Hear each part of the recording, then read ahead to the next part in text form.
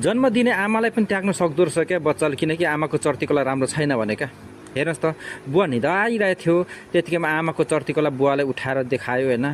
यस्तो अवस्था छ आमाको भनेर होइन। सुत्ने पल्ट नानी भनेर पुरा बुवाले भनिरहेछ, त्यतिकैमा सुत्न पल्टिरहेछ यी दुईजना बुवा छोरी होइन। आमा ती मौका छोपेर अब निदायो भनेर है पुरा हेर्नु त, अब भिडियो कलमा बोलेको केटासँग भेट्न जानु खोजिरहेछ होइन, पुरा मेकअपसेप गरेर है।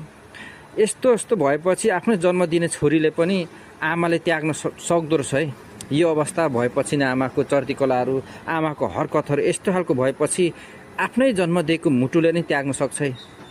अब श्रीमान त के गर्नु होइन, आफ्नै छोरीले नै सन्तानले नै त्याग्दो रहेछ भनेपछि श्रीमान त चाहिँ त्याग्ने कुरा भइहाल्यो नि त।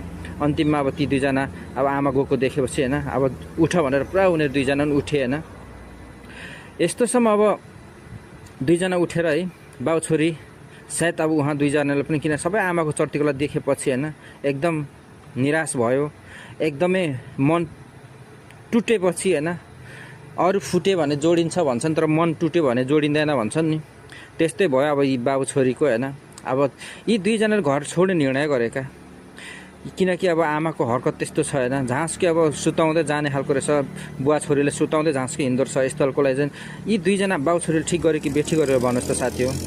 मलाई चाहिँ ठिक गऱ्यो भन्छ, किनकि अब त्यस्तो खालको अवस्थामा झाँसकै हिँडेपछि के गर्नु, त्यस्ताको कसरी विश्वास गर्ने। टुटेपछि दुईजना घरबाट निस्के क्या, किन अब टुटिहाल्छ नि होइन। र यस्तो अवस्था भएपछि अब हेर्नु त, आफ्नो छोरीले लगेर उसको बाउले अर्कै नयाँ संसारमा नयाँ सहरमा लगेर जाँदैछ क्या। यो ठिक गऱ्यो कि बेठी गऱ्यो साथीले भन्नुहोस् त। त्यतिकैमा यी उसको महिला आएन घरमा, किनकि श्रीमान छ भन्ने एउटा सोचेर आइरहेछ, अन्तिममा सुतिरहेछ भनेर होइन। तर श्रीमानले घर छोडिसक्यो क्या। त्यसैले त समय हुँदा नै सबै कुरा माया र सम्हाल्न सक्नुपर्छ।